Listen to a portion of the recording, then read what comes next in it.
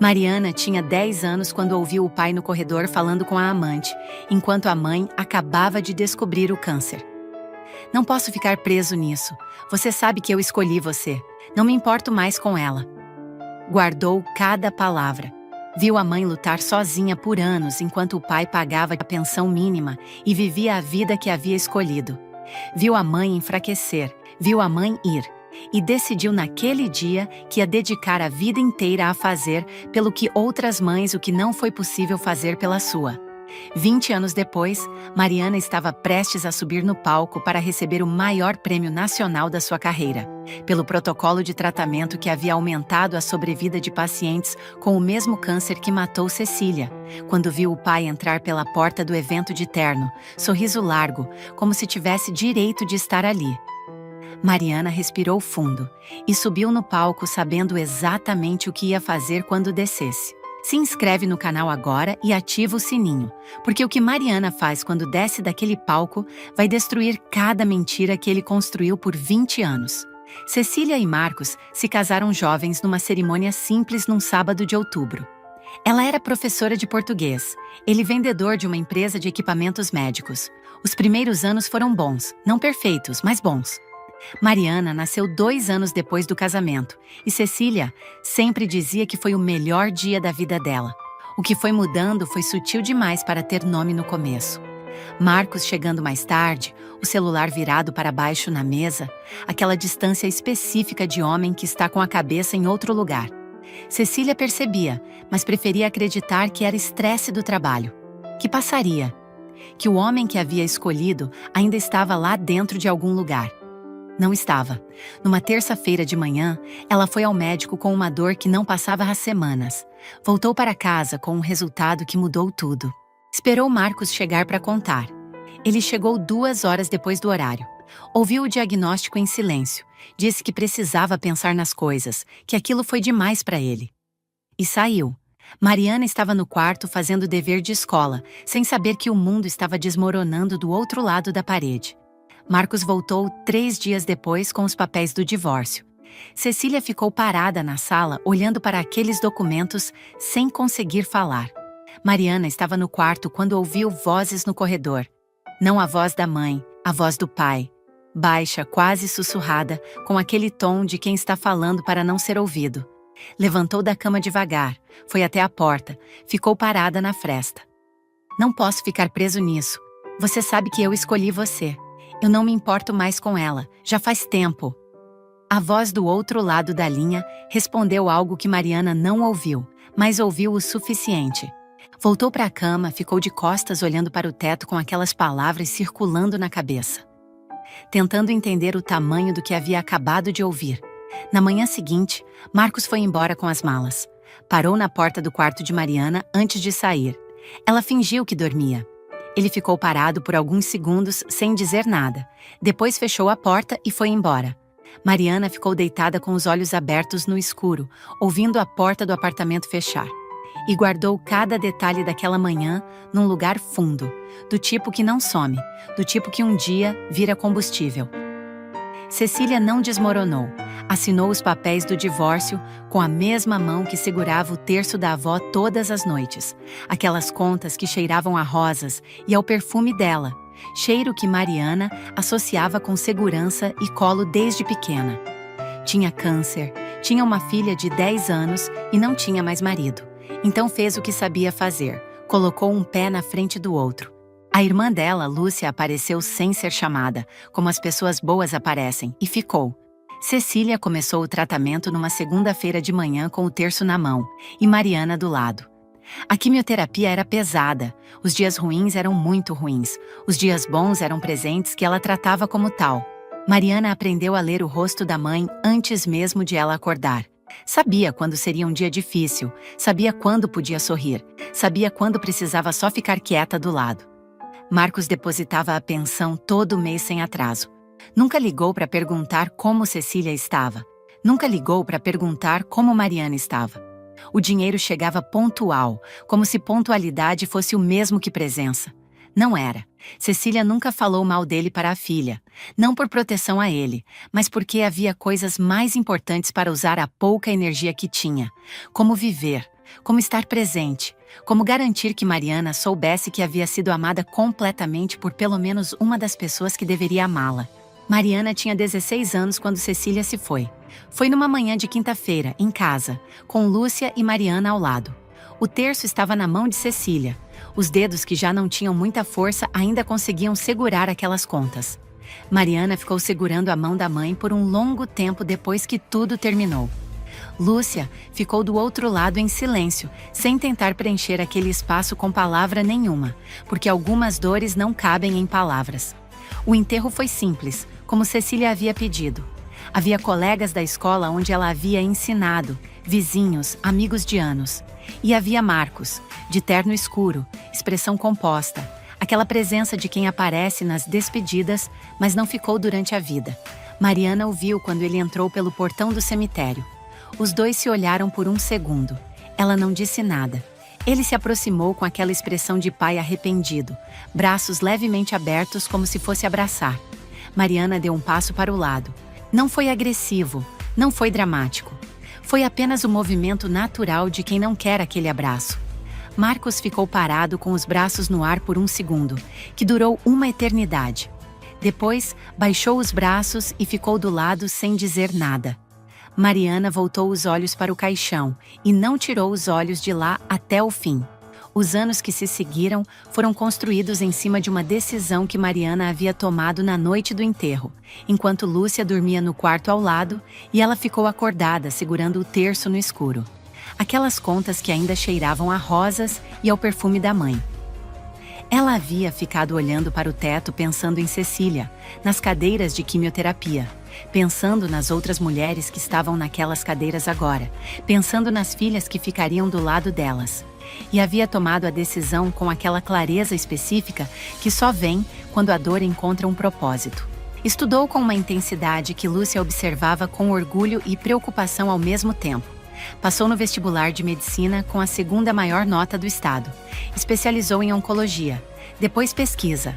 Cada etapa construída com a mesma determinação de menina que havia ficado do lado da mãe, sem sair do lugar. Marcos tentou contato algumas vezes ao longo dos anos. Uma mensagem no aniversário de Mariana. Um e-mail quando ela se formou. Ela lia e não respondia. Não por raiva, por irrelevância. Ele havia se tornado irrelevante do mesmo jeito que se torna irrelevante tudo aquilo que a gente aprende a viver sem. E ela havia aprendido a viver sem ele aos 10 anos. O que ela não sabia era que ele estava prestes a se tornar relevante de um jeito que ela não esperava. Marcos havia construído uma vida mediana depois do divórcio. A amante durou 3 anos. Saiu quando o dinheiro começou a apertar. Houve outras mulheres depois, relacionamentos que não foram a lugar nenhum. Uma vida que havia prometido ser melhor do que a que havia deixado para trás, e que nunca chegou perto disso. A empresa onde trabalhava havia falido 2 anos antes. A poupança havia acabado. Estava num apartamento pequeno, num bairro que não era o que havia imaginado para si mesmo aos 52 anos. Foi numa noite de segunda-feira, navegando no celular sem conseguir dormir, que viu a notícia.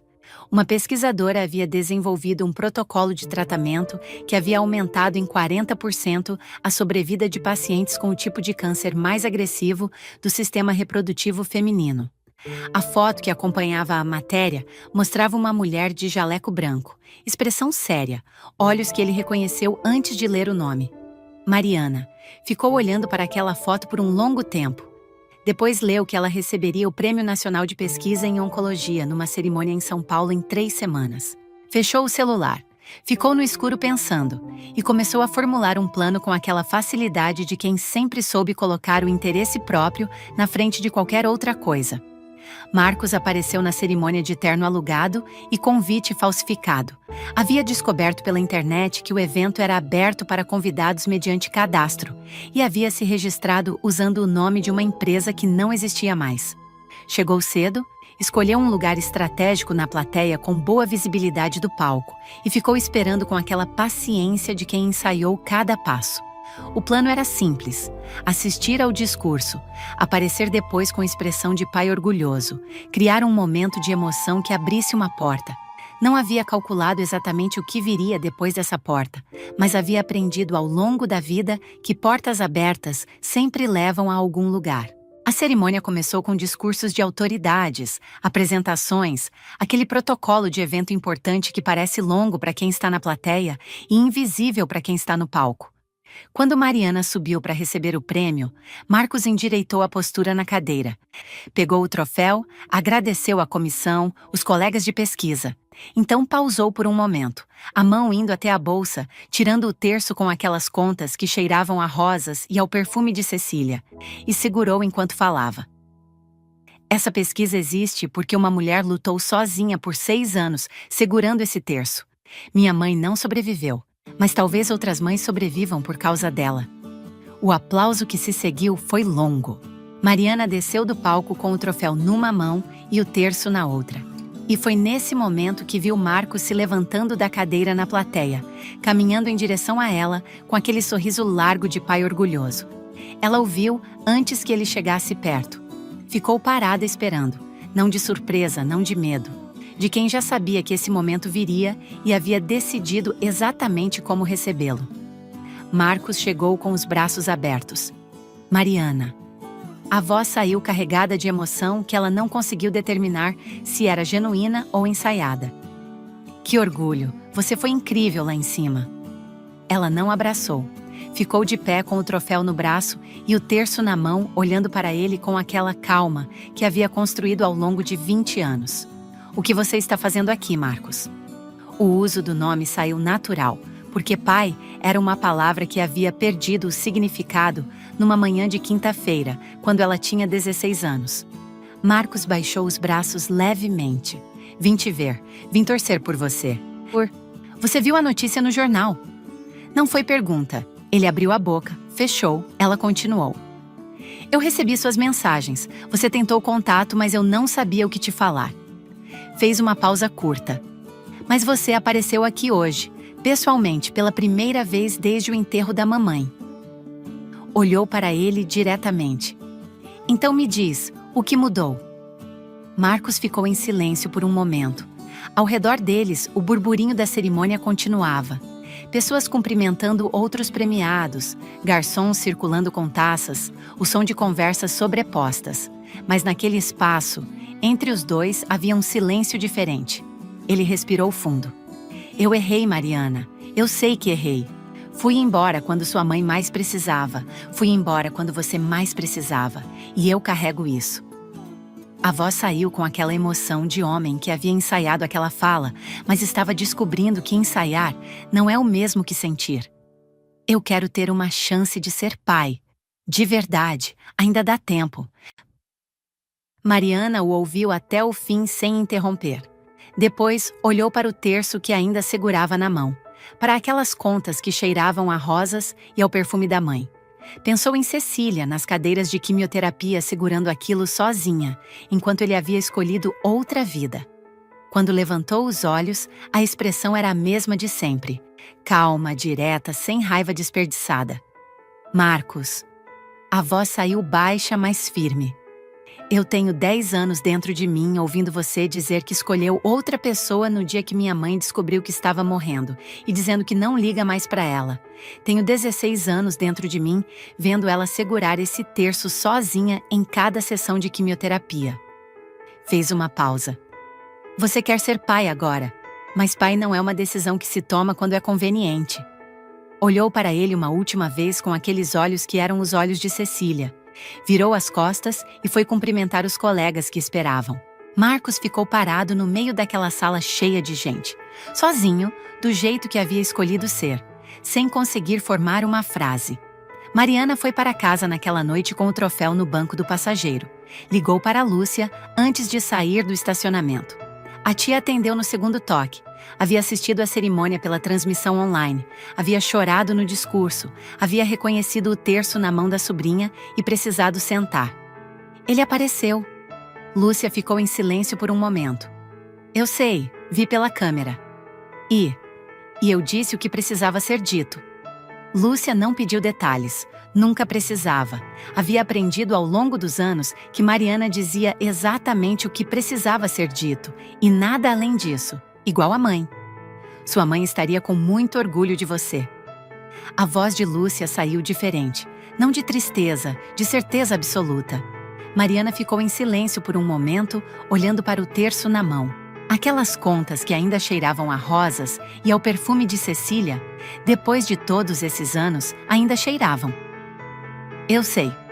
Chegou em casa, colocou o troféu na estante, foi até a janela. A cidade estava iluminada lá fora.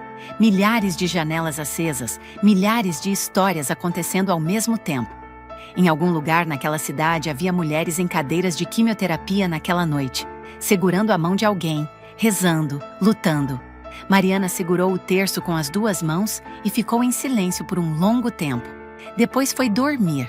Tinha pesquisa para fazer de manhã. Marcos escolheu ir embora no dia mais difícil.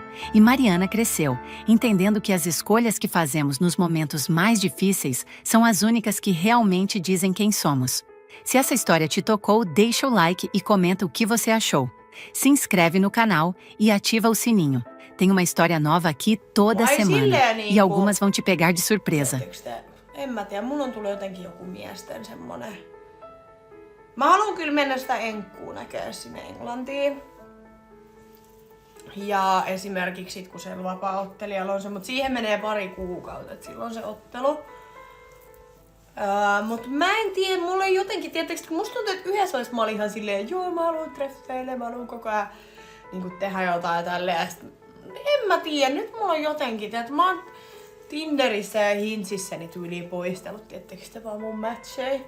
Kenenkaan mä oon vaikka edes jutellut siellä, niin mä oon vaan poistellut niitä, kun mä oon vaan silleen, että en mä tiedä, mulla on nyt joku. Onks mä nyt niinku done? En varmaan, tai sit mä haluan vaan jonkun breikin. En juhli synttäreitä vielä. Mut joo, niin en mä tiedä. Mä kyllä no vittu kun en nyt taas, mitä teille uskaltaa tässä sanoa.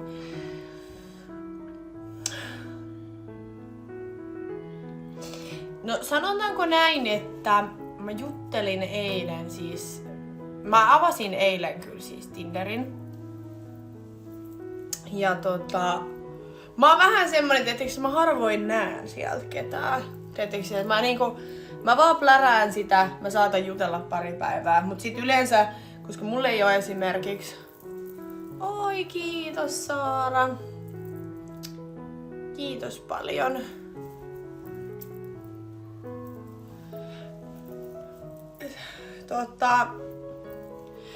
Emman puhelin löytyi, kyllä. Mä voin sanoa, että jännämiehet on muuten pahimpia ihmisiä siihen, että otappa kesäksi joku jännä mies, niin mä voin sanoa, että sun kesä on pilalla semmoisen jännämiehen jälkeen.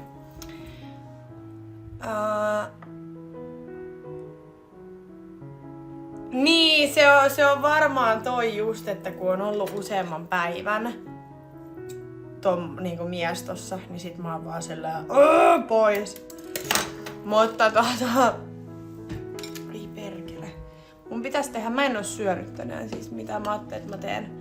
Voiks mä, jos mä venin ton kofeiini energiajutun, niin voiks mä juoda vielä niinku jääkahvin? Siis kelatko, että Emma oli käynyt ostaa uuden puhelimen. Silloin, ennen kuin se tuli mun synttäreille, niin se oli käynyt ostaa uuden puhelimen.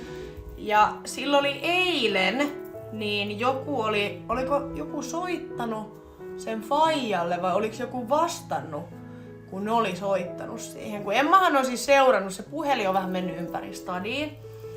Ja se oli sit soittanut, tai joku oli soittanut siihen, niin sieltä oli siis joku pulsu vastannut. Ja sitten ollut silleen, että hän oli löytänyt sen kuulemma jostain Spora-pysäkiltä. Ja sit se oli sanonut, että jos hän palauttaa sen puhelimen, että saaks hän 40 € siitä. Niin se oli sitten... Vissiin ne oli käynyt sit hakee sen.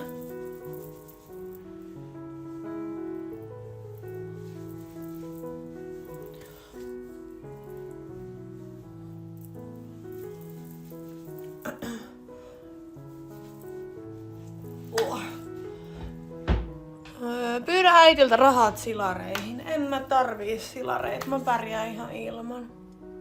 Pidän Emma on yksi mun parhaimpia kavereita. Jännä miehen jäljiltä syksyllä kaikki sukupuolitaudit. Mut tiesitkö sä, että kannattaa elämässä, jos harrastaa seksiä, niin kannattaa käydä noissa testeissä myöskin aina silleen vähän väliin. Sitten ei oo kuule mitään hätää. Se helpottaa. Ja ootko miettinyt koskaan perustaa perhettä ja äiteyttä? En. Sopisit hyvin. Se ei oo jotenkin mun juttu. Jos joskus on, niin okei. Mut mä tiedä, mä tykkään mun elämästä, kun mä saan tehdä mitä mä haluun. Ja mulla on ihana kummityttö. Mä saan seuraa hänen elämää läheltä, mä saan olla hänen elämässä mukana. Mut mä en tiedä, etteikö te tarvii mitään omaa lasta. Mä en jaksa sitä, että mä oisin himas vaan jonkun kakaran kanssa. Piste.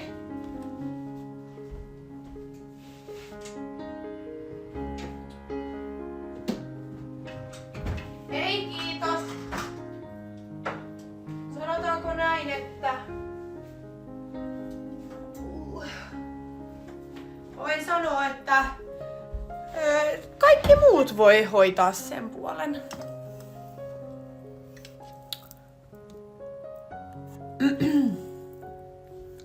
Testit toimii ehkäisynä, joo, niinhän mä just sanoin. Kyllä. Äsken puhuttiin sukupuolitaudeista. Mä en ymmärrä, miten nyt se liittyy ehkäisyyn sitten, okei. Joo, mä muutan yksin Loviisaan.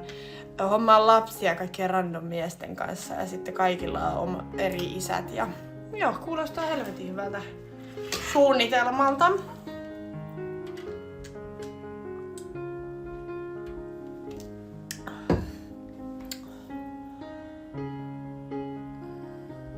Eikö se olisi kiva kuitenkin jatkaa? Mä voin sanoa, että mulla on ihan vittu yksi haile oikeesti. Siis jos joku tekee perheen vaan sen takia, että minun on jatkettava sukua, niin mun mielestä sä jatkat kyllä, tai niinku teet perheen ihan vääristä syistä. Jos toi on sun niinku syy.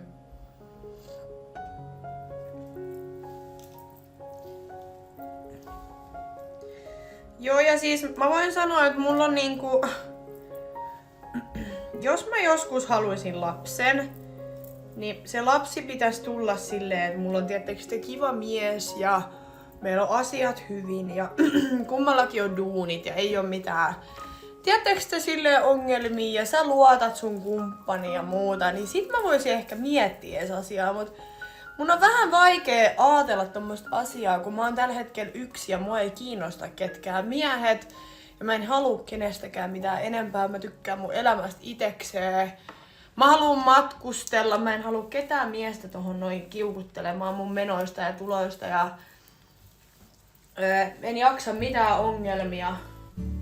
Niin mun on tosi vaikea miettiä jotain lapsia. Koska ei oo mitenkään tämän hetken tilanne. Todellakin, mä voin sanoa, että vittu, mä olen vuoden ollut sinkku, niin mä en ymmärrä mikä hätä teillä on, että mun pitäisi niinku olla jossain parisuhteessa ja on lapsia. Jos mä oon ensin 8 vuotta seurustellut ja nyt mä oon vuoden ollut sinkkuna, niin eikö se ole hyvä asia, että mä oon yksin?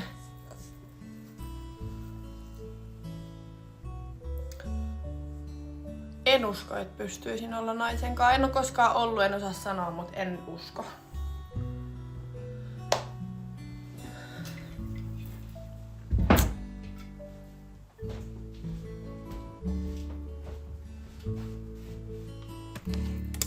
Mä käännän teidät, koska mä haluan tehdä nyt... Mulla on siis kaikki ihan sekaisin täällä vielä, että... Älkää ihmetelkö, mulla on tuolla pullokassit tuolla lavuaarissa ja muuta, mutta tehdään nyt jääkahvi.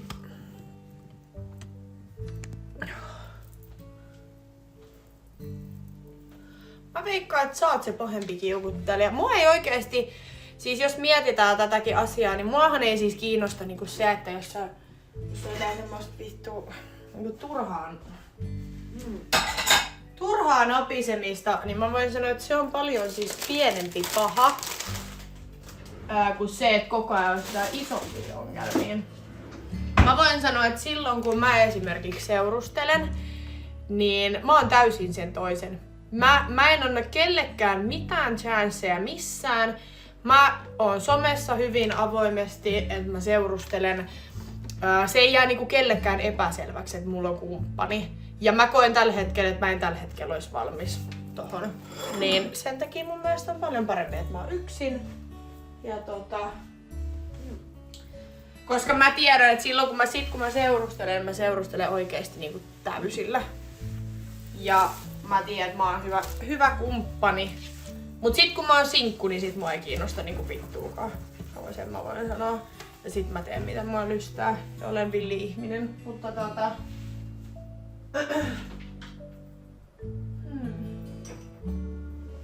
Olisiko tommonen?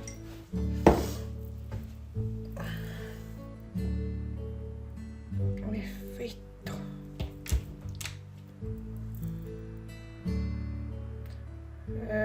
Kuka puhuu esittelemisestä? Nyt te otatte taas niin mun sanoja, haluatte vääntää ihan täysin eri lailla. Mä tarkoitan sitä, että mä teen somea.